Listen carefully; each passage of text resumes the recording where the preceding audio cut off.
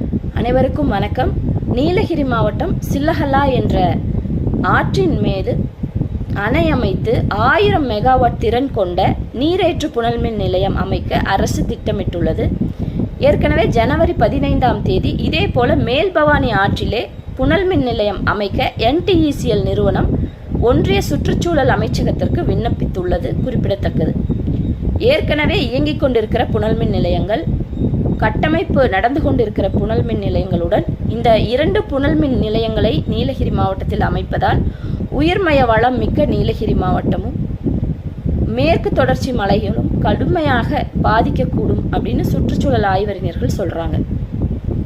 ஏற்கனவே 283 இடங்கள் நிலச்சரிவு ஏற்படக்கூடிய இடங்களாக கண்டறியப்பட்டிருக்கு அப்படின்னு சொல்லி மாவட்ட ஆட்சியர் சொல்லியிருக்கிறாங்க. மேலும் இது அதிகரிக்க கூடும் அப்படின்னு சொல்லி